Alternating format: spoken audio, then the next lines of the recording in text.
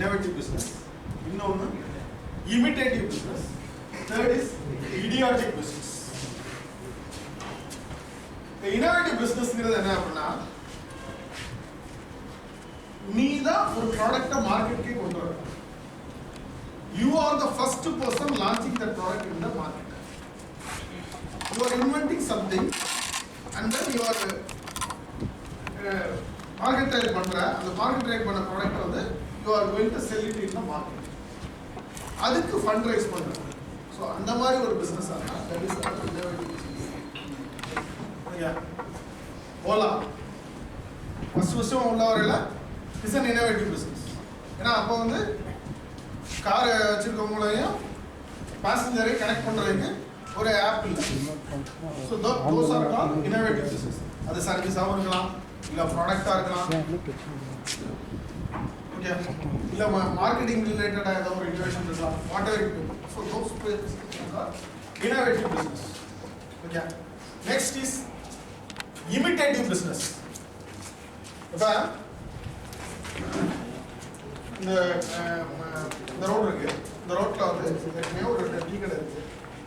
மூணாவதா வந்து நான் ஒரு டீ கடை இருக்கு. இல்லை இந்த ரோட்ல டீ கடையே இல்லை, நான் ஒரு டீ கடைக்கு வருவேன் அப்படிங்கிறது வந்து imitative business. ஏற்கனவே ஒருத்தவங்க ஒரு டீ கடை வச்சிருப்பாங்க, அந்த மாடலை அப்படியே காப்பி அடிச்சு அதே மாதிரி டீ ஷாப் ஒன்று ஆரம்பிச்சு நான் வைக்கிறது வந்து imitative business. இதில் ஒரு 10 கடை இருக்கு, 11வது கடை நான் திருப்பி ஒன்று ஆரம்பிச்சேன்னா அது imitative. 11வது ஆளா அந்த MLM பிஸ்னஸ் இருப்பாங்க. ஸ்டார்டிங்கில் இருக்கவங்களாம் ஜாயின் பண்ணிடுறாங்க, கடைசியில் ஒரு கம்பெனி இழுத்து போன டயத்தில் போய் நான் போய் அதே பிஸ்னஸுக்குள்ளே போய் உள்ளே நுழையிறேன் அப்படின்னா those business are called idiotic business. சரி, இந்த 3 பிஸ்னஸில் இருக்க ப்ராப்ளம்ஸ் என்னென்ன இருக்கு அப்படின்னா இனோவேட்டிவ் பிஸ்னஸ்ங்கிறது வந்து there is no market already சொல்லிங்க. ஸோ இப்போ மார்க்கெட் இல்லை அப்படின்னா நீ தான் ஒரு சந்தையை உருவாக்குற. அப்போ வந்து உனக்கு நிறைய ஸ்ட்ரகிள்ஸ் இருக்கும், பண தேவைகள் நிறைய இருக்கும். Innovative business.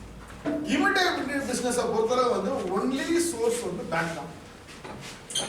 ஏன்னா இமிட்டேட்டிவ் பிஸ்னஸ் இப்போ நான் இப்போ ஒரு இந்த வீட்டில் ஒரு காடை முட்டை கடை போட போகிறேன் அப்படின்னா காடை முட்டையை பற்றி எல்லாருக்கும் அதோட குணங்கள் அதோட நன்மைகள் என்னங்கிறது எல்லா மக்களுக்கும் அதை பற்றி தெரியும். ஸோ அந்த காடை முட்டை கடை போடுறத நான் பெருசாக பண்ண போகிறேன்னு பேங்க்கில் போய் லோன் கேட்டால் கொடுப்பாங்க. ஆனால் but they need some track record and then you need to give some collaterals. ஏதாவது ஒரு டாக்குமெண்ட்டோ பேங்க் டாக்குமெண்ட்டோ ஏதாவது ஒரு சொத்து பத்திரமோ கொடுத்தா மட்டும்தான் கொடுப்பாங்க. and then ஒரு ப்ராஜெக்ட் ரிப்போர்ட் மாதிரி ப்ரொபோசல் மாதிரி ரெடி பண்ணி ஃபார் எக்ஸாம்பிள் ஒரு கார் சர்வீஸ் ஸ்டேஷன் பண்ண போகிறாங்க, ஒரு கார் வாஷ் வைக்க போகிறாங்க, ஒரு வீல் அலைன்மெண்ட் சென்டர் வைக்கிறாங்க. ஸோ இந்த மாதிரி சென்டர்லாம் these are called imitative business. So இந்த மாதிரி பிஸ்னஸ்லாம் பண்ணுறதுக்கு ஒரே சோர்ஸ் வந்து ஃபண்டிங் சோர்ஸ். ஒன்று உன்னோட பணத்தை இன்வெஸ்ட் பண்ணணும், இல்லைன்னா you need to get a funding from bank. Okay, இந்த மாதிரி பிஸ்னஸ்லாம் என்ன பிஸ்னஸ் பெரும்பாலும் எப்படி வச்சுருப்பாங்க அப்படின்னா ஒரு ப்ரொப்ரைட்டர் பிஸ்னஸாக வச்சுருப்பாங்க. ஒரு ஆர்கனைஸ்டு செக்டராக இருக்குது. நீ ஒரு ஆள் தான் இந்த கம்பெனி, அதை ஆட்டோமேட்டிக்காக பண்ண முடியாது. ஒரு 4 பேரை வேலைக்கு வச்சிருப்போம், அவங்களுக்கு கீழே வேலை நடக்கிறத உனக்கு அப்புறம் அந்த கம்பெனி சக்ஸஸ்ஃபுல்லாக ரன் பண்ணி கொண்டு போக முடியுமான்னு. those are called imitative business. இந்த ரெண்டு பிசினஸ்க்கு ஒரு பெரிய ப்ளஸ் என்னன்னா இந்த இனோவேட்டிவ் பிசினஸ்ல ஐடியா தான் உன்னோட மூலம். ஐடியா பெஸ்டா இருந்துச்சுன்னா ஃபண்டிங் இஸ் கவர்மெண்டே வந்து they are ready to fund up to 1 crore. இங்க நம்ம இன்குபேஷன் சென்டர்ல 20 லட்சம் ரூபாய் வரைக்கும் கிராண்ட் வாங்கலாம் இந்த ப்ராடக்ட்டை டெவலப் பண்ண. இந்த ப்ராடக்ட்டை மார்க்கெட் வரைக்கும் கொண்டு வரதுக்கு 20 லட்சம் ரூபாய் வரைக்கும். மார்க்கெட் பண்றதுக்கு ஃபேக்டரி போட்டு ரன் பண்றதுக்கு அரௌண்ட் 40 lakhs வரைக்கும் டெப்ட் சிசிடி மாதிரி வாங்கிக்கலாம். 40 to 50 lakhs வரைக்கும் வாங்கலாம். இது போக வெளியில ஃபண்டிங் சோர்ஸ் நிறைய இருக்கு. விசி வெஞ்சர் கேபிட்டலிஸ்ட் இந்த மாதிரி நிறைய சோர்ஸ், அந்த சோர்சஸ் எல்லாம் எனேபிள் பண்றதா ஒரு இன்குபேட்டர். ஓகே, இப்ப இந்த இனோவேட்டிவ் பிசினஸ்ல ஒரு பெரிய ப்ளஸ் என்ன சொன்னேன், ஐடியா மட்டும் இருந்தா போதும். சரி, ஐடியா என்ன? ஐடியா எப்படி ஜெனரேட் பண்றது? Idea, what is the difference between innovation and invention?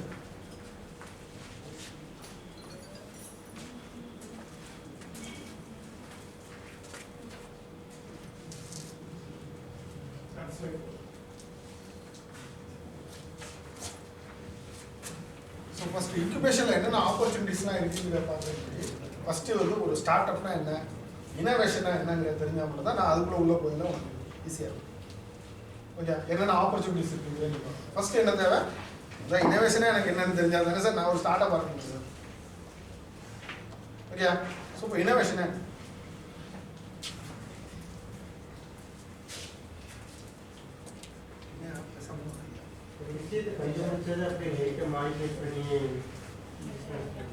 நிறைய டெக்னாலஜிஸை ஒன்று சேர்த்து ஒரு ப்ராடக்டாக கொண்டு வந்து இனோவேஷன். இன்ஜினை கண்டுபிடிச்ச ஒரு ஆள், வீலை கண்டுபிடிச்ச ஒரு ஆள், பிரேக்கிங் சிஸ்டத்தை கண்டுபிடிச்ச ஒரு ஆள், கியர் பாக்ஸை கண்டுபிடிச்ச ஒரு ஆள், இதெல்லாம் ஒன்று சேர்த்து ஒரு காரை உருவாக்கி விட்டாங்க ஃபோர்டு. அவன் தான் பிஸ்னஸ், அவன் தான் இனோவேட்டர். ஓகே, அதுக்கு ஒரு டெக்னிக்கல் நாலேஜ்லாம் நமக்கு தேவையில்லை. No need to have a technical knowledge. அந்த பிஸ்னஸ் மேன் ஆகணுங்கிற ஏக்கம் இருந்தால் நான் சம்பாதிக்கிறேன், பணம் சம்பாதிக்கிறேன், நான் சொந்த தொழில் செஞ்சு சம்பாதிக்கணும் அப்படிங்கிற அந்த ஏக்கம் மட்டும் இருந்தால் போதும். அதுக்கான டீம், அதுக்கான கரெக்டான ஐடியா மட்டும் இருந்தால் போதும். டீமை ஃபார்ம் பண்ணி ஒரு நாள் கம்பெனி. ஃபோர்டுக்கு டெக்னாலஜி தெரியாது, ஃபோர்டுக்கு டெக்னாலஜி தெரியாது. டாட்டாக்கு எல்லாம் தெரியுமா டெக்னாலஜி?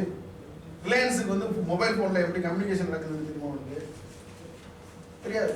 அவன் என்ன நினச்சான், ஒரு பிஸ்னஸ் மேன் என்ன, என் பாயிண்ட் ஆஃப் வியூவில் எனக்கு, நான் வந்து இப்போ ஒரு கம்பெனி ஆரம்பிக்க போகிறேன் சார். இந்தியாவில் நல்ல ஹெல்த் மெடிக்கல் சர்வீசஸ் இல்லை. ஏன்னா அரௌண்டு வந்து 80% ஆஃப் பீப்புள் வந்து சுகர் பேஷண்ட்ஸ் இருக்காங்க. ஆனால் அந்த சுகர் பேஷண்ட்ஸுக்கு பெஸ்ட் மெடிசனோ ஒரு பெஸ்ட் சர்வீஸ் ப்ரொவைட் பண்ணுறதுக்கு பிஸ்னஸ் இல்லை. அந்த பிசினஸ் ஆரம்பிக்கிறதுக்கு நான் டாக்டராக தான் இருக்கணும்னு அவசியம் இல்லை. டாக்டரை வேலைக்கு வச்சு என்னால் அந்த பிசினஸை வந்து பில்ட் பண்ண முடியும். Okay, those peoples are called businessmen. சரி, இந்த பிசினஸ் மேன் வந்து எப்படி கம்பெனியை பில்ட் பண்றாங்க தெரியுமா? ஒரு கம்பெனி எப்படி உருவாக்குறாங்க?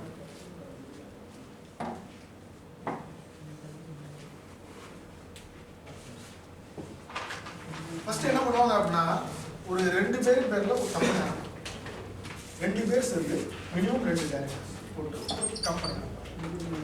மினிமம் 1 lakh மூலதனம்.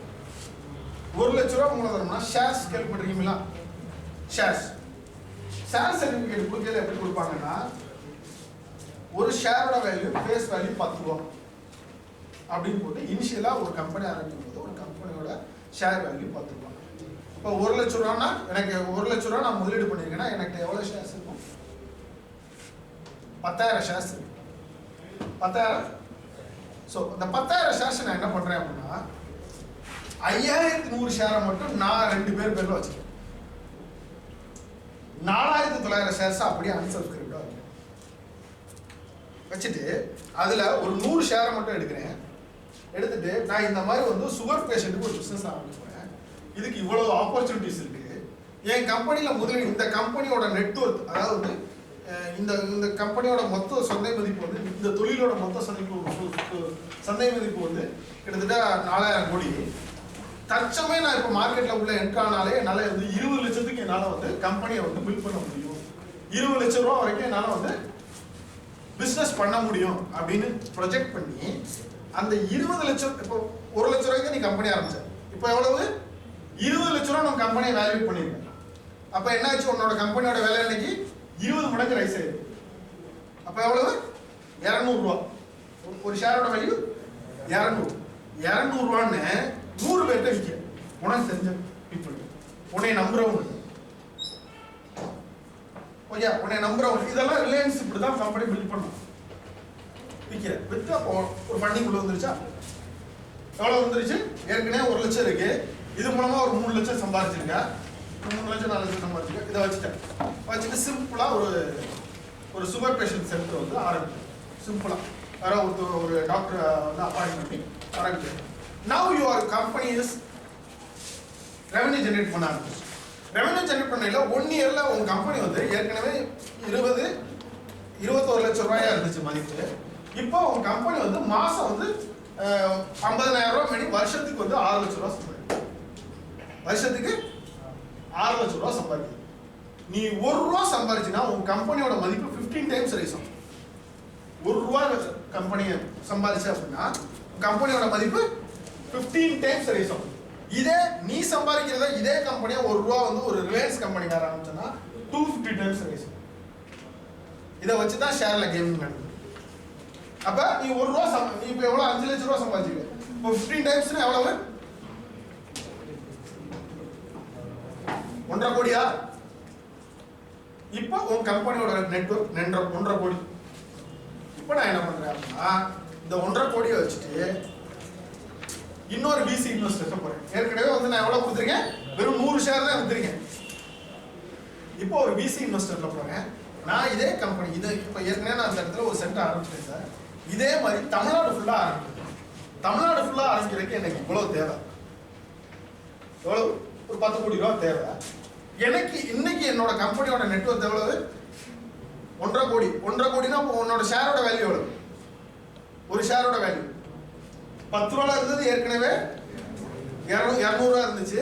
இப்போ 1.5 கோடி, அதை விட 100 மடங்கு ஏறிடுச்சு. இப்போ ₹2000 இருக்கு. அப்ப அவன் உள்ள வரல ₹2000 போய் இன்வெஸ்ட் பண்ணணும். புரியுதா? இப்போ வந்து ஒரு 500 ஷேரை கொடுக்குற, கொடுத்து ஒரு 20 கோடி ரைஸ் பண்ற பண்ணு. இப்போ என்ன ஆயிடுச்சு? உன் கம்பெனியோட நெட்வொர்க் 20, ஏற்கனவே ஒரு 21 லட்சம், 20 கோடி 21 லட்சம் இருக்கு நினைக்கணும் கம்பெனியோட நெட்வொர்க். ஓகே, இப்போ இந்த பணத்தை வச்சு ஃபுல்லா இந்தியா தமிழ்நாடு ஃபுல்லா பண்றேன். அடுத்து இந்தியா ஃபுல்லா பண்றேன்.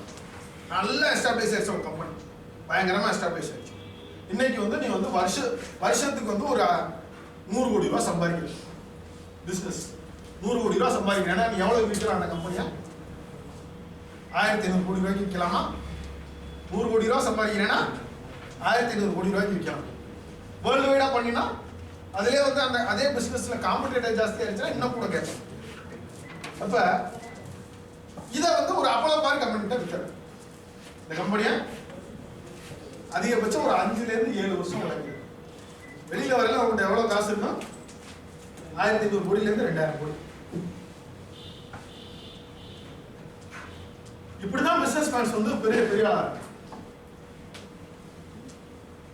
புரியுதா? ஏர்செல் வந்து கம்பெனி ஆரம்பிக்கும் போது அவனோட மொத்த காசு வந்து ஒரு 10 லட்சம் முதலீடு ஆரம்பிக்கும். அவன் ஏர்செல் கம்பெனியை வந்து வித்துட்டு வரையில 40,000 கோடி. இது எல்லாத்துக்கும் என்ன தேவை? பிசினஸ் மேன் ஆகுறதுக்கான ஏக்கம். ரெண்டாவது இனோவேஷன், ஐடியா. சரி, இந்த ஐடியாவுக்கான ஸ்கில். ஐடியாங்கிறது என்ன? ஒரு ப்ராப்ளத்தை ஐடென்டிஃபை பண்ணும். ஒரு ப்ராப்ளத்தை ஐடென்டிஃபை பண்றதுக்கு பேர் தான் ஐடியேஷன் சொல்லுவோம். இந்த ப்ராப்ளம் ஐடென்டிஃபை ஸ்கில்ல உன்னால எப்படி டெவலப் பண்ணிக்க முடியும்?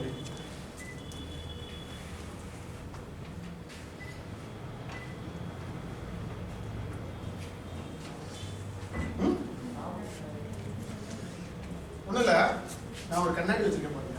பவுன்ஸ் புனியல கீழே விழுது. புனியல கீழே விழுது. இது விழுகாம இருக்கிறதுக்கு எனக்கு ஒரு ஐடியா தான். கீழே புடிங்கல கீழே விழுகாம இருக்கிறதுக்கு ஒரு ஐடியா தான். புரியுதா? இந்த சட்டப்பட்டெல்லாம் ரெண்டும் ஒட்டிக்கிற மாதிரி ஒரு பட்டன் மாதிரி கொடுத்தாங்க. பின்னாடி மேக்னெட்டு 2 பக்கம் வச்சுட்டு நான் வந்து காகுல்ஸ் பண்ணிக்கிறேன். இப்போ கீழே புனியல விழுகு.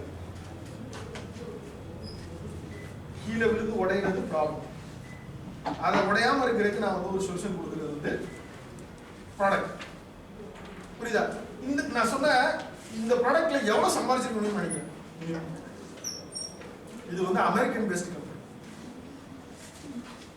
600 கோடி. ஏன்னா ஒட்டுமொத்த அமெரிக்கன் பாப்புலேஷன்ல கிட்டத்தட்ட வந்து 60% ஆஃப் பீப்புள் வந்து கண்ணாடி யூஸ் பண்றாங்க, காகுல்ஸ் யூஸ் பண்றாங்க. ஒரு ஆளுக்கு நான் ₹300 பண்ணி வித்தனா என்னாச்சு? எவ்வளவு பெரிய பிசினஸ். சிம்பிளான ஐடியா. இது ப்ராடக்ட். சர்வீஸ் ஐடியா நான் ஏற்கனவே சொன்னேன். என்னது? ஒரு சென்டர், ட்ரீட்மெண்ட் சென்டர் சொல்றேன். ஸோ இந்த மாதிரி ஒன்று. இன்னொன்று பார்த்தீங்கன்னா இந்த ஷூ, நம்ம யூஸ் பண்ற ஷூ போடுற பழக்கம் நமக்கு இருந்துச்சா? ஷூ போடுற பழக்கத்தை எப்படி நமக்கு உள்ள போனாங்க?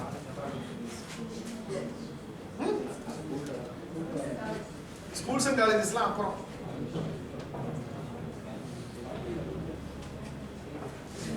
நிவ்யா கம்பெனி தெரியுங்களா? அவன் தான் வந்து ஷூல ஃபர்ஸ்ட் என்ன பண்ணா அப்படின்னா ஜப்பான்ல இருந்து ஷூஸ் வாங்கி வித்துக்கிட்டு இருந்தான். அமெரிக்கன்ஸ்ல வித்துக்கிட்டு இருந்தான். பட் ஷூ வந்து அதிகமா சேல்ஸ் இல்லை. ஸ்போர்ட்ஸ் பீப்புள் மட்டும் தான் ஷூ போடுறாங்க. ஸ்போர்ட்ஸ் பீப்புள் மட்டும் போடுறதுனால அதிகமா சேல்ஸ் இல்லை. எல்லாரையும் போட வைக்கும்.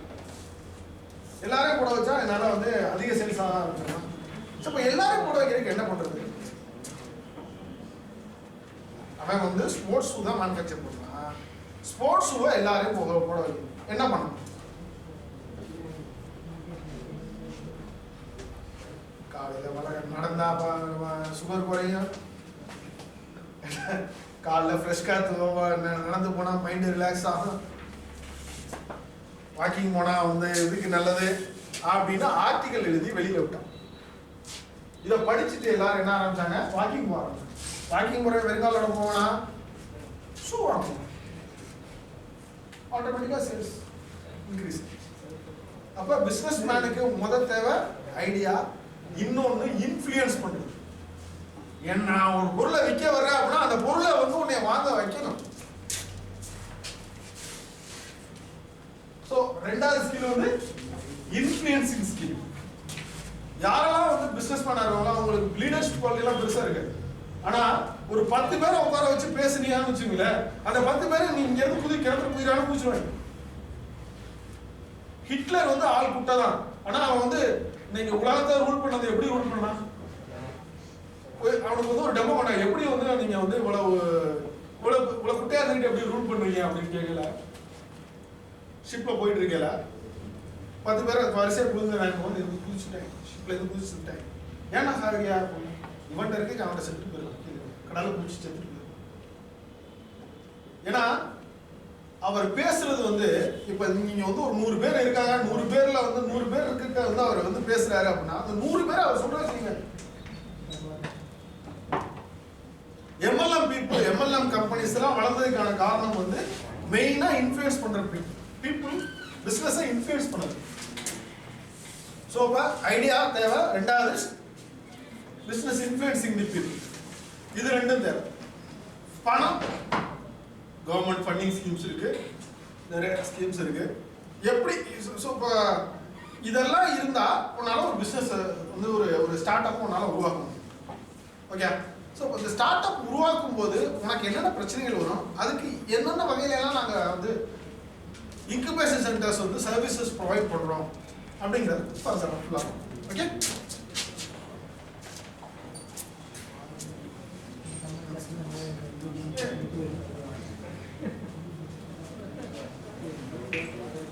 Pre incubations. இப்போ ஒரு ஸ்டார்ட் அப் வந்து ஐடியாவோட வர்றாங்க, ஐடியா மட்டும்தான் அவங்கள்ட்ட இருக்குது. அதை அடுத்த கட்டத்துக்கு ஒரு ப்ரெசன்டேஷனாவோ ஒரு பிஸ்னஸ் மாடலாவோ உருவாக்க முடியாது. ஸோ இப்போ அதுக்கு வந்து ஃபர்ஸ்ட் ஸ்டெப் வந்து உன்னோட ஐடியா வந்து கரெக்டாக இல்லை. நீ வச்சிருக்க ஐடியா நீ மார்க்கெட்டுக்கு வந்து மார்க்கெட்டில் விலை போகுமா போகாதா அப்படிங்கிறத வேலிடேட் பண்ணணும் ஃபர்ஸ்ட். ஏன்னா முதப்படி நீ வச்சிருக்க ஐடியா கரெக்டாக இல்லைன்னு தெரிஞ்சால் தானே நீ அடுத்த கட்டி படிக்க முடியும். ஸோ இப்போ முதப்படைக்கு இன்குபேஷன் சென்டர் வந்து they are having reputed mentors. அவங்க நீ என்ன ஃபீல்டில் கேட்குறியோ, இப்போ for example you are developing a product on IoT பீப்புள்ஸ்ட வி வில் சஜஸ்ட் என்ன எக்ஸ்பர்ட் கனெக்ட் கொடுப்போம். அது ப்ராடக்ட் டெவலப்மெண்ட். அதே இது வந்து மார்க்கெட்டுக்கு ஃபிட் ஆகுமா அப்படின்னா மார்க்கெட்டிங் பீப்புள் இருக்காங்கல்ல, அந்த இப்போ for example you are developing a stethoscope, wireless stethoscope. இப்போ ஒயர்லெஸ் ஸ்டெதஸ்கோப் வந்து எங்கே யூஸ் பண்ணுவோம் அதிகமாக? ஹாஸ்பிட்டல்ஸு, ஹைலி ஸ்ப்ரெட்டபிள் டிசீஸ் உள்ள ஏரியாவில். ஸோ இப்போ அந்த மாதிரி டாக்டர்ஸ் மென்டர்ஸ்ட ஒரு சர்வே எடுத்து சொல்லி உங்களுக்கு வந்து இந்த ப்ராடக்ட் தேவை இருக்கு, மக்கள் வாங்குறாங்க, வாங்குறதுக்கு வந்து டாக்டர்ஸ் வந்து வில்லிங்னஸ் காமிக்கிறாங்க அப்படிங்கிறது ரிப்போர்ட் எடுத்து இது வந்து இன்குபேஷன். ஸோ இப்போ இந்த இனோவேஷன் எக்கோசிஸ்டத்தை எனேபிள் பண்றவங்க யாரா இருக்குன்னா இடிசி செல்ஸ், எம்ஓஎஸ், ஐஏஎஸ்சி கவுன்சில்லாம் பார்த்துருக்கீங்க. ஸோ ஐஏஎஸ்சி கவுன்சிலோட ஒரு one of the entrepreneurship development programme தான் இது. So okay primary. ஏன்னா இது இந்த எக்கோசிஸ்டத்தோட நீடு என்ன அப்படின்னா, இதுக்கு முன்னாடி வந்து எப்படி இருந்தோம் அப்படின்னா படிச்சு முடிச்சோன்னா ஒன்று வேலைக்கு போயிடுவோம், இல்லை வெளிநாடு போயிடுவோம். அங்கே போய் ஏதாவது ஹையர் ஸ்டடீஸ் படிப்போம், அங்கேயே போய் ஏதாவது ப்ராடக்ட்டோ ஏதோ டெவலப் பண்ணுவோம், அங்கே பேட்டன் ஃபைல் பண்ணுவோம், அவன் இல்லை நம்மளோட மூளையை வந்து பிரெயின் ட்ரெயின் இருந்துச்சு. பிரெயின் ட்ரெயின்னா நம்மளோட மூளையை நமக்கே தெரியாமல் புரிஞ்சிடும். ஸோ இப்போ என்ன ஆயிடுச்சு, வேர்ல்டு வைடாக வந்து பார்த்தீங்கன்னா இந்தியன்ஸ் தான் அதிக பேட்டர்ன் ஃபைல் பண்ணுறாங்க. ஆனால் இந்தியாவில் ஃபைல் பண்ணலாம். எங்கே போய் பண்ணுறாங்க? அமெரிக்காவில் போய் பண்ணுறாங்க, கனடாவில் போய் பண்ணுறாங்க. ஸோ இப்போ பேட்டர்ன் ஃபைலிங்கிறது வந்து இங்கே உள்ள நான் உருவாக்கின மூளை வந்து இங்கே பயன்படாது, வெளிநாடுகளுக்கு பயன்படுது. ஸோ இப்போ இந்த பிரெயின் ட்ரெயினை தடுக்கிறதுக்கு ஒரு இனோவேஷன் பாலிசி கொண்டு வரணும். அந்த இனோவேஷன் எக்கோசிஸ்டத்தை ஸ்டூடெண்ட்ஸ் மத்தியில் பரப்பணும். ஸ்டூடெண்ட்ஸை வந்து அதிகமாக பேட்டர்ன்ஸ் ஃபைல் பண்ண வைக்கணும்னு உருவாக்கப்பட்டதான் national innovation policy. National innovation policy. அதில் அந்த பாலிசி கீழே இங்கே இந்தியாவில் உள்ள ட்ரைனிங் சென்டர்ஸு, எஜுகேஷன் இன்ஸ்டியூட்ஸ்க்கெல்லாம் ஒவ்வொரு இன்ஸ்டிடியூஷன் மூலமாக இனோவேஷன் எக்கோசிஸ்டத்தை எனேபிள் பண்ணும்.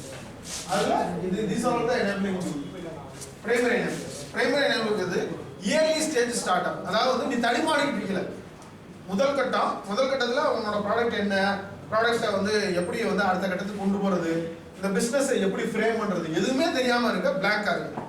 அப்படி இருக்கிற டயத்தில் உன்னை கைட் பண்ணுறதுக்கான பிரைமரி எனேபிளர்ஸ் தான் இருக்கும். ஸோ ஓகே, அப்புறம் வந்து பிஸ்னஸ்னா என்ன, பிஸ்னஸை வந்து ஒரு பிஸ்னஸ்க்கு வந்து என்னென்னலாம் வந்து உன்னோட ஸ்கில்லை டெவலப் பண்ணிக்கணும் அப்படிங்கிறத பற்றின கிளாஸஸ் எல்லாம் ஒவ்வொரு இடத்துல கண்டக்ட் பண்ணுவாங்க. அந்த பிரைமரி எனேபிளர்ஸ். அடுத்து செகண்டரி எனேபிளர்ஸ். இவங்கெல்லாம் வந்து இன்குபேட்டர்ஸ். பிரைமரி எனேபிளர்ஸ்லாம் என்ன பண்ணுவாங்கன்னா ஆண்டர்பிரினர்ஷிப் ஆக்டிவிட்டிஸை மட்டும் தான் சொல்லிக் கொடுப்போம். செகண்டரி எனேபிளர்ஸ் வந்து எங்களை மாதிரி வந்துடும். இன்குபேஷன் சென்டர்ஸு, பயோனஸ்ட் ப்ரோக்ராம்ஸு, நெஸ்பெட் இன்குபேட்டர்ஸ், எய்ம் ஃபவுண்டேஷன், இந்த மாதிரி நிறையா இருக்காங்க. MSME incubators. ஸோ இப்போ இதில் உங்களோட பெரிய ப்ளஸ் என்ன அப்படின்னா பார்த்தீங்கன்னா இந்த பைராக் பயோனஸ்ட்னு சொல்லுவாங்க. இந்த பைராக் பயோனஸ்ட்ல if you have an idea இருந்துச்சு அப்படின்னா உனக்கு 30,000 ஸ்டைஃபண்ட் தரும். Monthly 30,000 stipend, 18 months 30,000 stipend. அதுக்கப்புறம் அந்த ஐடியாவை கம்பெனியாக மாத்துறதுக்கு 5 lakhs எக்ஸ்ட்ரா இருக்கிறாங்க. இதெல்லாம் ஃப்ரீயாக கொடுக்கும். ஓகே, அதுக்கப்புறம் வந்து இந்த இடி இன்குபேட்டர்ஸ், எங்களை மாதிரி இன்குபேட்டர்ஸ் நம்ம வந்து இது எப்படி வந்து அடுத்த கட்டத்துக்கு போகிறது. MSME incubators. எம்எஸ்எம்இ இன்குபேட்டர்ஸோட ரோல் என்ன அப்படின்னா, ஃபார் எக்ஸாம்பிள் வந்து நீ வந்து ஒரு ஐடியா இருக்குது, வெறும் எம்எஸ்எம்இ இப்போ பிஸ்னஸ்லேயே வந்து ப்ரைவேட் லிமிட்டடாக பண்ணுறது ஒன்று இருக்குது, இன்னொன்று வெறும் எம்எஸ்எம்இ ரெஜிஸ்டர் பண்ணிட்டு பண்ணுறது. எம்எஸ்எம்இ ரெஜிஸ்ட்ரேஷனுங்கிறது வந்து ஒரு ஒன்னே நம்பியே இண்டிவிஜுவலாக. இப்போ ஒரு டீ கடை ஆரம்பிக்கிற அப்படின்னா அதோட சொத்து மதிப்பு, அதோட லாபமோ நட்டமோ ஒன்னே தான் டிபெண்ட் பண்ணியிருப்போம், உன் பேரில் ஆரம்பிச்சிருக்கேன். ஆனால் ப்ரைவேட் லிமிடெட் கம்பெனியை பொறுத்தளவோ, நான் சொன்னல இப்போ அந்த ஷேர் ஹோல்டிங் பண்ண பொறுத்தளவோ டைரக்டர்ஸ் பொறுப்புலேயே வரமாட்டாங்க. நாளைக்கு அந்த கம்பெனி வந்து லாஸ் ஆயிடுச்சு அப்படின்னாலோ டைரக்டர்ஸோட சொத்துக்களை எடுக்க முடியாது. அந்த கம்பெனிக்குன்னு உள்ள ப்ராப்பர்ட்டி என்னவோ அதை மட்டும் தான் நீங்கள் எடுக்க முடியுமே தவிர டைரக்டர்ஸோட வந்து ப்ராப்பர்ட்டிஸை டச் பண்ணவே முடியாது.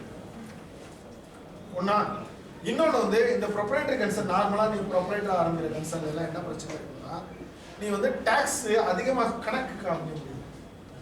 ஆனால் இதில் வந்து ஒரு ப்ரைவேட் லிமிடெட் கம்பெனி என்னன்னா, நான் வந்து விபரம் வந்து சிஇஓ வந்து ட்ரிப் போனார், பிஸ்னஸ் ட்ரிப்பாக போனார், சிஇஓக்கு வீடு கொடுக்குறோம், சிஇஓக்கு ஒரு பென்ஸ் கார் கொடுக்குறோம், எவ்வளோ வேணால் கணக்கு எழுதுனா டேக்ஸ் கம்மியாகும்.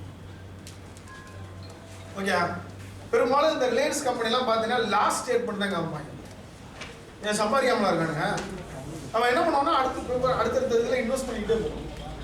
ஸோ அதுதான் வந்து ஒரு எம்எஸ்எம்இக்கும் ஒரு ப்ரைவேட் லிமிடெட் கம்பெனிக்கு வித்தியாசம். எம்எஸ்எம்இங்கிறது ஒரு சின்ன கம்பெனி. ஸோ அந்த எம்எஸ்எம்இ கம்பெனிஸுக்கு வந்து ப்ரொவைட் பண்ணுற சப்போர்ட் கொடுக்குறவங்க தான் எம்எஸ்எம்இ இன்குபேட்டர்ஸ்.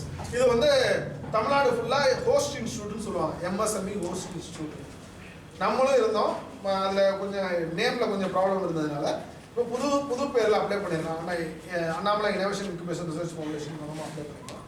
இவங்க மந்த்லி இயர்லி ட்வைஸ் வந்து ஹேக்கத்தானுக்கு ஆஃபர் பண்ணுவாங்க. ஸோ இந்த ஹேக்கத்தானுக்கு நீங்கள் எம்எஸ்எம்இ ஐடியாஸாக வந்து அப்ளை பண்ணுறீங்க அப்படின்னா இதுக்கு வந்து 15 lakhs கிராண்ட் தரும். அந்த ப்ராடக்டை டெவலப் பண்ணுறதுக்கு 15 lakhs வரைக்கும் கிராண்ட் தரும் ஸ்டூடெண்ட் கேட்டகரி. அதே வந்து நான் வந்து ஒரு ஸ்டூடெண்ட் வெளியில் போயிட்டு பிஸ்னஸ் மேனாக அப்ளை பண்ணுறேன் அப்படின்னா 12 லட்சம் கவர்மெண்ட்டும் 3 லட்சம் அந்த ஸ்டார்ட் அப்பும் உள்ள. இது உங்கள் ஸ்டேஜில் இப்போ நீங்கள் அப்ளை பண்ணீங்க அப்படின்னா நீங்கள் எந்த கான்ட்ரிபியூஷன் தேவையில்லை, 15 lakhs கவர்மெண்ட்டே ஃப்ரீயாக இருக்கும். அந்த ப்ராடக்ட் டெவலப் பண்ணிக்கணும். ஸோ ப்ராடக்ட் டெவலப் பண்ணுறதுக்கு அதுக்கான சப்போர்ட்டு, அதுக்கான எக்ஸ்டர்னல் லேப் செட்டப் எல்லாமே வந்து ஃப்ரீயாக இந்த எம்எஸ்எம்இ இன்குபேட்டர்ஸை செட் பண்ணி கொடுக்கும். அதான் அந்த எம்எஸ்எம்இ இன்குபேட்டர்ஸ் வந்து. அடுத்து மைண்டி வந்து ministry of electronics and information டெக்னாலஜின்னு சொல்லுவாங்க. ஸோ அவங்க வந்து ஒரு ஸ்கீம் வச்சுருக்காங்க. அவங்க வந்து மந்த்லி 50,000 ஸ்டே பண்ணலாம்.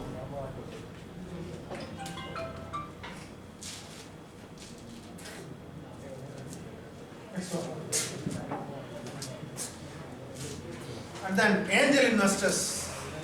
நான் சொன்னல ஷேர் ஸ்பிளிட்டிங் சொன்னல. இந்த ஷேர் ஸ்பிளிட்டிங்ல ஃபர்ஸ்ட் எடுத்தோம்னா ஒரு 15 லட்சம் ரூபாய் ரைஸ் பண்ண பார்த்தியா, 15 லட்சம் ரூபாய். அவங்க எல்லாம் ஏஞ்சல் இன்வெஸ்டர்ஸ். அவங்களாம் எப்படின்னா, நான் வந்து ஒரு 3 வருஷம் என் காசை வச்சுக்க, 3 வருஷம் சென்று எனக்கு வட்டியோட அசலை திருப்பி கொடு. உன் கம்பெனி என்ன வளர்ந்துருக்கு வளரல அதெல்லாம் எனக்கு தேவை. உன் ஷேரை வந்து நான் அடமானம் எடுத்துக்கிறேன், உன் கம்பெனியில் நான் இன்வெஸ்ட் பண்ணிக்கிறேன். 3 வருஷம் சென்று என் காசை வட்டியோட திருப்பி கொடு. 3 வருஷமோ 5 வருஷமோ டிபெண்டிங் அப்பான் அக்ரிமெண்ட் டேர்ம்ஸை பொறுத்து மாறும். Angel investors. வெஞ்சர் கேபிட்டலிஸ்ட்ங்கிறவங்க வந்து நான் சொன்னல 200 கோடி 300 கோடி இன்வெஸ்ட் பண்ணுவாங்க 2000. ஸோ அவங்க வந்து வெஞ்சர் கேபிட்டலிஸ்ட். அவங்க என்ன பண்ணுவாங்கன்னா உங்கள் கம்பெனிலேருந்து ஸ்டாக் எடுக்கும். ஏஞ்சல் இன்வெஸ்டர்ஸ் உங்ககிட்ட அடமானம் வாங்குவாங்க. வெஞ்சர் கேபிட்டலிஸ்ட் உன் கம்பெனியில் பங்குதாரராக உள்ள வந்துடும். அவ்வளோதான் வித்தியாசம். இதில் வெஞ்சர் கேபிட்டலிஸ்ட் 2 டைப் இருக்காங்க. Compulsory convertible debentures, equity model. ஈக்விட்டிங்கிறது ஷேர் ஹோல்டராக உள்ள வந்துடுவாங்க. சிசிடி மாடலுங்கிறது வந்து ஒரு 5 வருஷம் டைம் டேக்கிங். அந்த 5 வருஷத்தில் வந்து உன் கம்பெனியோட நெட்வொர்க் எவ்வளோ வேணுங்கிற பார்த்துட்டு 5 வருஷத்துக்கு அந்த நெட்வொர்க்குக்கு நீ எனக்கு அவனுக்கு திருப்பி பே பண்ணணும். 5 வருஷத்துல நீ அந்த காசை திருப்பி பே பண்ணல அப்படின்னா உன் கம்பெனிக்குள்ள உள்ள வரும், டைரக்டாக உள்ள வரும். கடன் பத்திரங்கள்னு சொல்லுவாங்க. அதாவது பண்ணவன் வந்து ஏஞ்சல் இன்வெஸ்டர்ங்கிறது வந்து பியூர்லி கடன். அவனுக்கு மாசம் வட்டி கட்டையான் அந்த மாதிரி ஒரு பியூர்லி கடன். இவங்க வந்து டிபென்ச்சர் சிசிடிங்கிறது வந்து கடன் பத்திரம். உன்னோட ஷேரை கடனாக வாங்கிட்டு உன் கம்பெனியில் இன்வெஸ்ட் பண்ணுவான். ஆனால் அவனுக்கு நீ ரீபே பண்ணுறது 5 வருஷத்துக்கு அப்புறம் உன் கம்பெனியோட ஷேர் வேல்யூ எவ்வளோ இருக்கோ அதை பொறுத்து ரீபே பண்ணணும். ஏஞ்சல் இன்வெஸ்டருக்கு வெறும் வட்டி அசல் மட்டும் அடைச்சா போதும். இப்போ இன்னைக்கு வந்து 5 வருஷம் என் கம்பெனி வந்து 5000 கோடிக்கு போகும், ஆனால் நான் அவன்கிட்ட வந்து வெறும் 2 கோடி தான் வாங்கிருக்கேன் அப்படிங்கிற அவனோட growth பயங்கரமாக இருக்கும். இப்போ விசிட்ட வாங்கினீங்கன்னா அவனுக்கு அதிகமான லாபம் இருக்கும். இதே ஏஞ்சல் இன்வெஸ்டர்ஸ் வச்சுக்கோமே, 2 கோடி வந்து 5 வருஷத்துக்கு எவ்வளோ வட்டி வரும் போது அதிகபட்சம் ஒரு 2 கோடி வரும். 4 கோடி தான் திருப்பி கொடுக்கும். இதான் வித்தியாசம் ஏஞ்சல் இன்வெஸ்டருக்கும் வெஞ்சர் கேபிட்டலிஸ்டும். இதுக்கான இவங்கெல்லாம் செகண்டரி எலிமெண்ட்ஸ். ஏஞ்சல் இன்வெஸ்டர் ஓட் ஃபண்டிங் இல்லாம பூல்டு ஃபண்டிங்னா என்ன? ஃபர்ஸ்ட் நான் என்ன சொன்னேன்,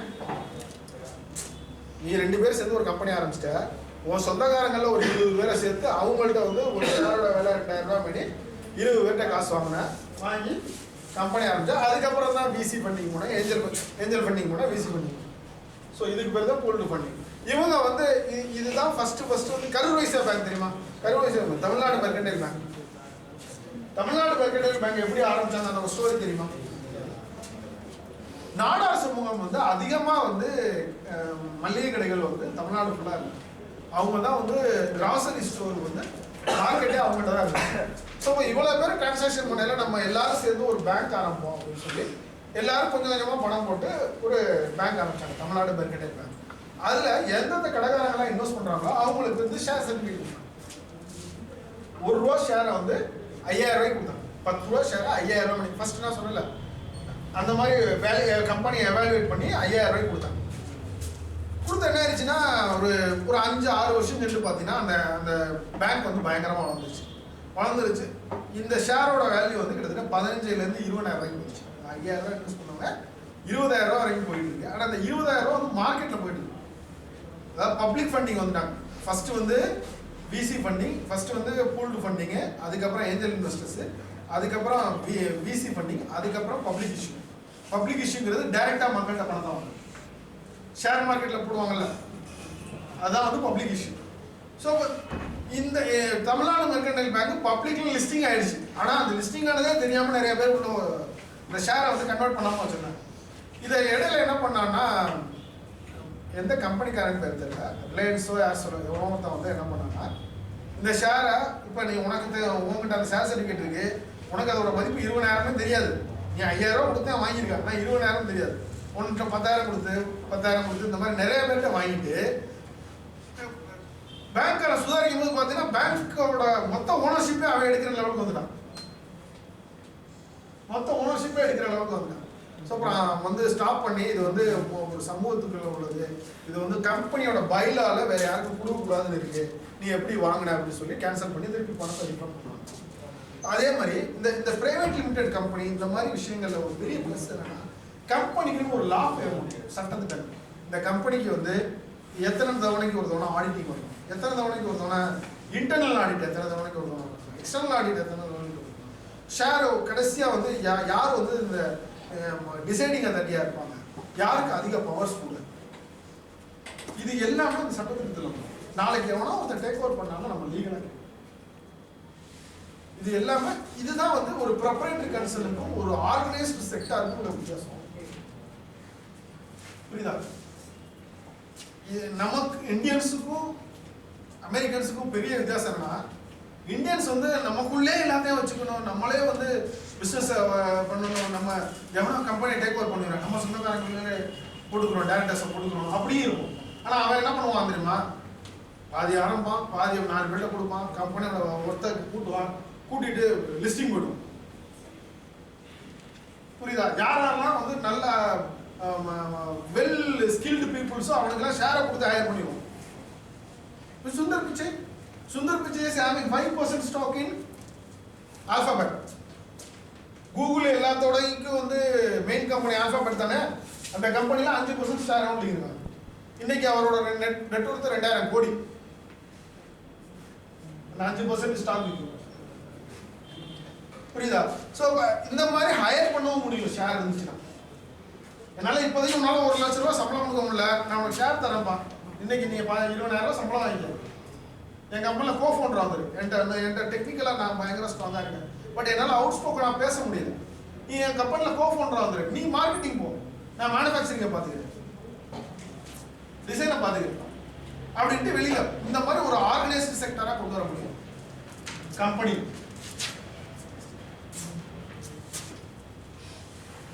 So these are the trust areas we are having. இங்க வந்து நம்ம ஏஆர்எஃப்ல என்னென்ன சப்போர்ட்ஸ் வாங்கலாம் அப்படின்னா ஸ்மார்ட் அண்ட் அட்வான்ஸ் மேனுஃபேக்சரிங்னா இப்போ நீங்கள் வந்து இப்போ நீங்கள் யூஸ் பண்ணுற IoT products, electronics products, 3D printing, இது ரிலேட்டடான எல்லா சப்போர்ட்டும் பயோ 3D பிரிண்டிங், இது எல்லாமே வந்து நம்ம இன்ஃபர்மேஷன் சென்டர்ஸில் நீங்கள் அவைல் பண்ணிக்கலாம். ஓகே, நெக்ஸ்ட் வந்து life science, water and environmental technologies, water pollutant analysis, அதுக்கு ஏதாவது நீ புதுசாக ப்ராடக்ட் டெவலப் பண்ணுற அதுக்கான வேலிடேஷன் வேணும், சப்போர்ட் வேணும், அதுக்கு வந்து we are giving support. Next. These are the supports we are providing. Mentoring support. Mentoring la 2 type of mentoring irukku, enna sonna 2 type of mentoring irukku, last time sonna one technical mentoring, innone business mentoring. Technical mentoring ங்கிறது என்ன, நீ வச்சிருக்க idea கரெக்ட்டா இல்லையா, அத further ஸ்டெப்ஸ்க்கு எப்படி கொண்டு போலாம், கைடன்ஸ் கொடுத்து உன்னை கொண்டு வரலாம் அப்படிங்கிறது வந்து டெக்னிக்கல் mentoring. பிசினஸ் மென்டரிங்கிறது வந்து அந்த ப்ராடக்ட் எப்படி மார்க்கெட்ல விற்கிறதுக்கு எப்படி பிராண்ட் பண்ணலாம், யார்கிட்ட கொண்டு விற்றா நல்ல விலைக்கு விற்கலாம். ஃபார் எக்ஸாம்பிள் வந்து you are preparing juice for specially for diabetic patient. Diabetic பேஷண்ட்டுக்கு நீ பண்ற அதை வந்து ஒரு பொட்டி கடையில் வச்சு விற்றா எவ்வளவு, அதே ஒரு ஷாப்பிங் மாலில் வச்சு விற்றா இருக்கும். பொட்டி கடையில் வச்சு விற்றா 10 ரூபா, ஷாப்பிங் மாலில் வச்சு விற்றா 150 ரூபா. இப்போ ஷாப்பிங் மாலில் வச்சு விற்கிற அளவுக்கு நான் என்னோட ப்ராடக்டோட டிசைன் எப்படி மாற்றணும், பேர் எப்படி வைக்கணும், ஸோ இந்த மாதிரி கைடன்ஸ் கொடுக்குறவங்க தான் வந்து பிஸ்னஸ் மென்டர்ஸ். இதுக்கு பேர் வந்து கோ டு மார்க்கெட் ஸ்ட்ராட்டஜின்னு சொல்லுவாங்க. இப்போ ஃபார் எக்ஸாம்பிள் வந்து நான் வந்து சார் நான் வந்து ஒரு நல்ல ஹோட்டல் வைக்கணுமா, ஹோட்டல்லே வந்து டயபெட்டிக் பேஷண்ட்டுக்கு மட்டும் வந்து சப்போர்ட் பண்ணுற மாதிரி ஒரு நல்ல ஹோட்டல் வைக்கணும். இங்கே சிதம்பரத்தில் இருக்கு. இப்போ சிதம்பரத்தில் நீங்கள் வைக்கணும்னு கேட்டா எங்களை மாதிரி ஒரு இன்குபேஷன் சென்டர்கிட்ட கான்டாக்ட் பண்ணி ஸோ கேட்குறாரு சார் இதை எப்படி பண்ணலாம் அப்படின்னு. நாங்கள் we provide with business mentors. இவங்க என்ன பண்ணுவாங்க அப்படின்னா ஃபர்ஸ்ட் வந்து இங்கே உள்ள பாப்புலேஷன், இந்த பாப்புலேஷனில் எவ்வளோ பேர் டயபெட்டிக் பேஷண்ட்ஸ், எவ்வளோ பேர் சேலரி பீப்புள்ஸ், எவ்வளோ பேர் பிஸ்னஸ் பண்ணுவாங்க, இதான் இந்த அனலைஸ் பண்ணுவோம். இப்போ இந்த அனலைஸ் தெரிஞ்சாதான் நான் 10 ரூபாய்க்கு விற்கிறேன்னா 100 ரூபாய்க்கு விற்கிறேன்னா வாங்கக்கூடிய ஸ்ட்ரென்த் மக்கள்கிட்ட இருந்தா தான் தெரியும். வாங்கக்கூடிய ஸ்ட்ரென்த் இல்லைன்னா நான் 100 ரூபாய்க்கு வச்சிருக்க வேண்டியது அப்படியே விற்க முடியாது. ஸோ அந்த அனாலிசிஸ் பண்ணி கொடுக்குறவங்க தான் பிஸ்னஸ். ஸோ அதான் ஃபர்ஸ்ட் ஸ்டெப் வந்து மெயின்டெனன்ஸ். அஸ் யூஷுவல் என்ன சொன்னேன், கம்பெனி ரெஜிஸ்டர் பண்ணும்போது என்னென்ன பைலா ஃபார்ம் பண்ணணும், எப்படி ஷேர் ஹோல்டிங் பேட்டர்னை பிரிக்கணும், லீகல் அண்ட் எத்திக்கல் கிளியரன்ஸ் எப்படி வாங்கணும், இது ரிலேட்டடான கைடன்ஸ். ஸோ கம்பெனி ஃபார்ம் பண்ணுறதுக்கு தேவையான கைடன்ஸ் அது வந்து company registration. Next intellectual property rights, IPR. IPR என்ன? பேட்டன்ட். உன்னோட tangible ப்ராப்பர்ட்டி, tangible knowledge ப்ராப்பர்ட்டியை வந்து எப்படி ஒரு பேப்பரா மாற்றணும், செல்லக்கூடிய ஒரு பேப்பரா மாற்றுறது தான் பேட்டன்ட். இந்த பேட்டன்ட்ல பிசினஸ் பேட்டன்ட் இருக்கு, ட்ரேட்மார்க் இருக்கு. இப்போ ஆட்சிலாம் வந்து ஆட்சி is one of the patent. அது வந்து ட்ரேட்மார்க்னு சொல்லுவாங்க. அந்த ஆட்சிங்கிற பேரை வேற யாரும் யூஸ் பண்ணுங்க. அது வந்து ட்ரேட்மார்க். அது வந்து இந்த ஐபிஎல் தான் ட்ரேட்மார்க்கு, கார்பரேட்ஸ். அதுக்கப்புறம் வந்து உங்கள் ப்ராடக்ட்டுக்கு டிசைன் பேட்டர்ன் இல்லை ப்ராசஸ் பேட்டர்ன் என்ன பண்ணுறேன், அதுக்கு டிராஃப்டிங் என்ன பண்ணணும், எப்படி ஃபைல் பண்ணணும். ஸோ இப்போ இதே நீ ஸ்டார்ட் அப்பாக இருந்தீங்கன்னா உனக்கு வந்து என்னென்ன கன்ஸ்ட்ரக்ஷன்லாம் தருவாங்க. இப்போ நீ ஸ்டார்ட் அப்பாக இருந்தீங்கன்னா பேட்டர்ன் ஃபைலிங்க்கு ₹1 காசு நீ கையில் செலவழிக்கும். Government is up to grant வரைக்கும் ஃபைல் பண்ணுறதுக்கே கிட்டத்தட்ட ஒரு 15,000 வரும். கிராண்ட் ஆகிற வரைக்கும் கிட்டத்தட்ட ஒரு 70,000 1 lakh வரைக்கும். இந்த 1 lakh ஆன பேமெண்ட்டை government is ready to pay if you R A start up. Okay, சரி. இப்போ நான் வந்து பேட்டர்ன் ஃபைல் பண்ணுறேன். பேட்டர்ன் ஃபைல் பண்ணுறது டேரெக்டாக நான் ஒரு ஏஜென்ட்டை கான்டாக்ட் பண்ணி பண்ணிடலாம் சார். எதுக்கு சார் உங்கள் இன்குபேஷன் இல்லையா? ஏன்னா இப்போ நீ வச்சிருக்க ப்ராப்பர் இப்போ ஒரு ட்ரேட்மார்க்னா அது டேரெக்டாக கூட போய்க்கலாம். இப்போ இஃப் யூ ஆர் ஹேவிங் ஒரு product, it's a disruptive product. அந்த ப்ராடக்ட் மார்க்கெட் வந்துச்சுன்னா இருக்கிற மார்க்கெட்டை பூரா காலி பண்ணிடும். தண்ணியில் ஓடுற வண்டி கண்டுபிடிக்கிற வந்துச்சுன்னா எல்லாத்தையும் காலி பண்ணுமா? ஸோ ஃபார் எக்ஸாம்பிள் வந்து ஃபர்ஸ்ட் வந்து நம்மளுக்கு ஃபிலிம் ரோல் கேமரா இருந்துச்சு, கொடிக்கா. என்னைக்கு டிஜிட்டல் வந்துச்சோ அந்த அந்த அந்த மார்க்கெட்டே காலி பண்ணிருச்சா, அந்த ஃபிலிம்ங்கிற மார்க்கெட் அந்த சிஸ்டத்தை. So those type of products are called disruptive மார்க்கெட்னு சொல்லுவாங்க. Disruptive product. இன்னொன்று வந்து ரீப்ளேஸ்மெண்ட் ப்ராடக்ட். இப்போ ஃபர்ஸ்ட் வந்து நோக்கியா ஃபோன் வந்துச்சு, இப்போ அது ஸ்மார்ட் ஃபோனாக மாற்றிருக்கோம். ஆனால் ஃபோனோட டெக்னாலஜி ஒர்க் பண்ணதெல்லாம் சேர்ந்தாங்க. So those are called replacement market. Replacement மார்க்கெட்டை வந்து பெருசாக வந்து நம்ம வந்து பேட்டர்ன் வாங்குறதுல பெருசாக அது டிசைட். ஆனால் வந்து டிஸ்ரப்டிவ் மார்க்கெட்டில் என்னன்னா வந்து ரொம்ப வந்து காம்படிஷன் ஜாஸ்தியாக இருக்குது. ஸோ இப்போ டிஸ்ரப்டிவ் மார்க்கெட்டை டேரெக்டாக ஒரு பேட்டர்ன் ஏஜென்ட்டை போனீங்கன்னா உனக்கும் அவனுக்கும் எந்த ஒரு அக்ரிமெண்ட்டுமே இல்லாமல் நீ வந்து ஷேர் பண்ணுறேன்னு வச்சுக்கோங்க. There is a chance for the leak. Chance for the leak. உன்னோட ஐடியா வந்து லீக் ஆகிறதுக்கு சான்ஸ். பட் இதே இன்குபேஷன் சென்டர் வழியாக போகிறா அப்படின்னா we first sign a non-disclosure agreement with you. Non-disclosure உனக்கும் எனக்கும், அதே மாதிரி அந்த பேட்டர்ன் ஏஜென்ட்டுக்கும் உனக்கும் எனக்கும் 3 பேருக்கு இடையில ஒரு non-disclosure agreement. இன் கேஸ் அவன் ரிவீல் பண்ணானோ நம்ம ஃபைல் பண்ண முடியும். Incubation centre file. ஸோ அதான் இன்குபேஷன் சென்டரில் வர ஒரு பெரிய ப்ளஸ். Intern support. நீ ஒரு ப்ராடக்ட் வச்சிருக்க, இந்த ப்ராடக்டை வந்து டெவலப் பண்ணுறதுக்கு யூனிட் ஐஓடி இன்ஜினியர்ஸ் வர. நான் வந்து ஒரு காலேஜில் உள்ள ஸ்டூடெண்ட் ஹையர் பண்ணி அவங்களுக்கு வந்து ஒரு கொடுக்குறேன் அப்படின்னாலும் யூ கேன் கெட் இட். நம்ம இப்போ நம்மளோட டைஅப்பில் வந்து மெக்கானிக்கல் ஸ்டூடெண்ட் ஒரு 2 பேர் இருக்காங்க, எலக்ட்ரிக்கல் ஸ்டூடெண்ட் 2 பேர் இருக்காங்க. சிஎஸ்சியில் வந்து we are planning to sign an MOU with CSC டிபார்ட்மெண்ட்டில். ஸோ இப்போ அவங்க வந்து பைத்தான்லையும் ப்ளஸ் வந்து ARVR இது 2க்கும் வந்து அவங்க இன்டென்ட் டைரக்டர். ஸோ உங்கள்கிட்ட நீ வந்து electronics engineer, if you are planning to build a product in ARVRனா you can get an support from us, hire up you intent from CSC department, you can develop a product. இல்லை அவரை வந்து ஒரு கோஃபவுண்டராக கூட சேர்த்துக்கிட்டு நீங்கள் கம்பெனி ஆகணும், தப்பு இல்லை. ஸோ பில்டிங் டீம் ஒரு பிஸ்னஸ் மேன்கிற டக்குன்னு ஹையர் பண்ணணும். இவன் நமக்கு வேலைக்கு சரியாவான், நமக்கு சேரை கொடுத்து நம்ம உள்ள கம்பெனிக்கு எடுத்து போகணும் அப்படிங்கிறதா முக்கியம். சரியா? டெக் சப்போர்ட் ஆல்ரெடி தெரியும் உங்களுக்கு. Marketing guidance. மார்க்கெட்டிங் கைடன்ஸ் தான் ஏற்கனவே சொன்னேன். இப்படி ஒரு ஆச்சி மசாலா எப்படி மார்க்கெட்டுக்குள்ள வரணும். ஃபர்ஸ்ட் வந்து எப்படி இருந்தான், ஃபர்ஸ்ட் வந்து சக்தி மசாலா தான் பயங்கர ஃபேமஸ். ஆனா ஆச்சி மசாலா எப்படி ரீப்ளேஸ் பண்ணும்?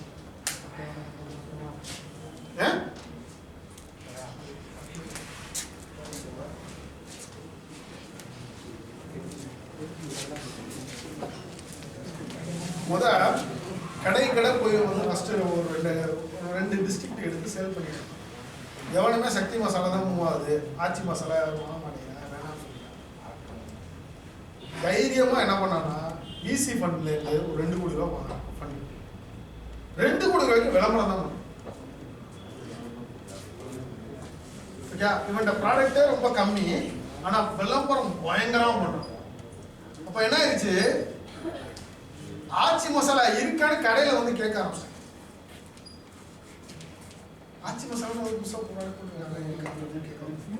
இப்ப திருப்பி வந்து மூட்டை கட்டி இப்ப கடைக்காரன் வாங்கிடுவானா?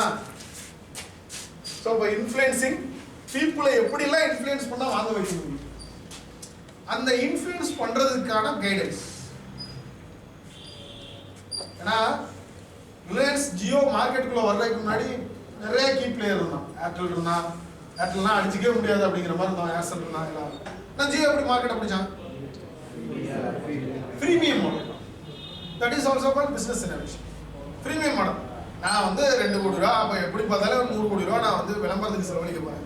விளம்பரத்துக்கு செலவழிக்க உனக்கு நான் ஃப்ரீயாக கொடுத்துட்டு போறேன், நீ ஆட்டோமேட்டிக்காக வந்துட்டு போறேன்ட்ட, அவ்வளோதான். ஸோ அந்த மாடல். ஸோ அதில் எப்படியெல்லாம் வந்து நம்ம வந்து ரீச் பண்ணலாம். ஒரு சின்ன ஒரு பேப்பர் அட்வர்டைஸ்மெண்ட் தான் கொடுத்தான். என்ன வந்தால் பேப்பரில் வந்து ஒரு அட்வர்டைஸ்மெண்ட் இது இந்த மாதிரி ஜியோ இன்னைக்கு லான்ச் ஆகுது, இது இவ்வளோ நாளைக்கு வந்து ஃப்ரீ, அவ்வளோதான். எல்லாரும் வாங்க ஆரம்பிச்சிட்டாங்க, லைன் கட்டி நிற்க ஆரம்பிச்சிட்டாங்க. ஸோ அந்த மாதிரி மார்க்கெட்டிங் டாக்டிக்ஸ் கொடுக்குறதுக்கு பேர் தான் marketing tactics. Next product showcase. இப்போ இந்த இன்குபேஷன் சென்டர் எக்கோசிஸ்டத்தில் உள்ள வந்துட்டா, பணம் எடுத்துட்டா, ஃபண்டிங் எடுத்துட்டா, நீ இங்கே உள்ள சென்டரில் வந்து நீ வந்து ப்ராடக்ட் டெவலப் பண்ணிட்டு இருக்க, கனெக்டில் இருக்க அப்படின்னா இந்தியா ஃபுல்லாக எங்கெங்கெல்லாம் ப்ராடக்ட் ஷோகேஸ் நடக்குது, எக்ஸ்போ நடக்குது, உமன் ஸ்டார்ட் அப் எங்கெல்லாம் பணம் கொடுக்குறாங்க, உமன் ஸ்டார்ட் அப் வந்து என்னென்ன சலுகைகள்லாம் இருக்குது, இது ரிலேட்டடாக அந்த ப்ராடக்டை ஷோகேஸ் பண்ணுறதுக்கு எங்கெங்கெல்லாம் வந்து எக்ஸ்போ போடுறாங்க. இதுக்கான கனெக்ட் கொடுத்து உங்களுக்கு வந்து கம்மியான ரேட்டில் வந்து உங்கள் ப்ராடக்டை ஷோகேஸ் பண்ணுறதுக்கு தேவையான எல்லாம் சொல்லுங்கள். தான் ப்ராடக்ட் ஷோகேஸ். ஓகே. இப்போ உங்கள் ப்ராடக்ட்டு இப்போ லாஸ்ட் டைம் வந்து பார்த்தீங்கன்னா நம்ம ஸ்டார்ட் அப் இந்தியாவில் வந்து போட்டிருந்தாங்க, டெல்லியில் போட்டிருந்தாங்க.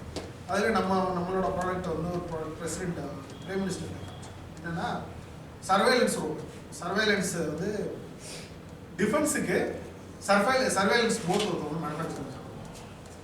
விக்ரா ஓஷன் டெக் ப்ரைவேட் லிமிடெட்னு ஒரு கம்பெனி, நம்மளோட இன்குபேட்டிவ் தான். அவங்க வந்து ஃபஸ்ட்டு இங்கே வரையில நம்மள்ட்ட வரையில என்ன இது பண்ணாங்கன்னா அண்டர் வாட்டர் ட்ரோனு ரெடி பண்ணுறதுக்கும் இந்த ஷ்ரிம்ப் ஃபார்மிங் இருக்குல்ல, ஷ்ரிம்ப் ஃபார்மிங்கோட ஹெல்த்தை வந்து டிடெக்ட் பண்ண கண்டுபிடிக்கிறதுக்கும் வந்து சின்னமாக ஒரு ரோபோட் டெவலப் பண்ணிக்கிறோம். பட் அதுக்கு பெரிய மார்க்கெட் ஸ்கோப் இல்லாதனால நாங்கள் கொடுத்த அட்வைஸ் என்னென்னா, யூ கேன் கோ ஃபார் அந்த டயத்தில் அவரோட லக்கு பை லக்கு ஐடெக்ஸில் காம்பவுண்ட் பண்ணிக்கலாம். ஐடெக்ஸுங்கிறது வந்து ஒரு ஏஜென்சி, டிஃபென்ஸுக்கு கிட்ட உள்ள ஒரு என்ஜிஓ. ஸோ இப்போ டிஃபென்ஸில் தேவையுள்ள பொருட்கள், தேவையான ப்ராப்ளத்தை பூரா ஒரு காம்படிஷன் மாதிரி நடப்பாங்க அப்படின்னு. ஸோ அதில் செலக்ட் ஆகிறவங்களுக்கு வந்து பணம் 1.5 கோடி ரூபா இன்வெஸ்ட் பண்ணி அந்த ப்ராடக்ட் டெவலப் பண்ணி சொல்லலாம். ஸோ இப்போ அந்த நேரத்தில் ஓப்பனில் இருக்கையில் நீங்கள் இந்த மாதிரி ஒரு ரோபோட் சர்வேலன்ஸ் ரோபோட் பண்ணலாமே அப்படின்னு சொல்லிட்டு நம்ம அப்ளை பண்ணியிருந்தோம். 1.5 கோடி ரூபா ஃபண்டிங் ரைஸ் பண்ணாங்க. இன்னைக்கு வந்து சரி பண்ணாங்க. இன்னைக்கு வந்து டிவிஎஸ் வந்து 30 கோடி ரூபா அந்த கம்பெனியில் இன்வெஸ்ட் பண்ணியிருந்தாங்க, டிஃபென்ஸுக்கு சப்ளையராக. புரியுதா? அப்போ நீ ஒரு ஐடியாவோட வருவ, அதை ரிஃபைன் பண்ணி பெஸ்ட்டாக மாற்றி முடிச்சு.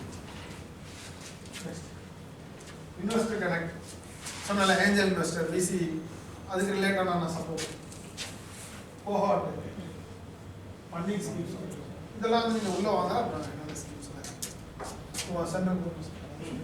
Okay, boss. So now, just to next 15 to 20 minutes, just to go to the incubation center. Apply home. Okay வீட்டுக்கு போயிடாது அங்க போ அங்கேயும் ஒரு அட்டெண்டன்ஸ் வந்து முடிச்சுட்டு தான் போறோம் எல்லாம் சாரா சொல்லுவோம் புரியுதா 20 minutes தான் just you go and visit the incubation center facilities available in the incubation center try to use the facilities and the resource சாரெல்லாம் நாலேஜ் பார்ட்னர் நீங்க உங்களோட ஈவென்ட் சின்ன சின்ன ப்ராஜெக்ட்ஸ்க்கு நான் சொன்ன இனோவேட்டிவ் ஐடியாஸ்க்கு எல்லாத்துக்கும் சாரை போய் மீட் பண்ணு ஓகேவா ஸோ இங்க ஒரு பக்கத்து பில்டிங்ல இருக்கு நம்ம எதுவுமே யூஸ் பண்ண மாட்டோம் ரொம்ப ஓகேவா அதனால ஜஸ்ட் இன்னைக்கு போயிட்டு another half an hour just visit பண்ணு sir will explain briefly about the facilities available in the incubation center even project இருக்கட்டும் இல்ல hackathon இருக்கட்டும் சார் is always இங்க தான் இருப்பார்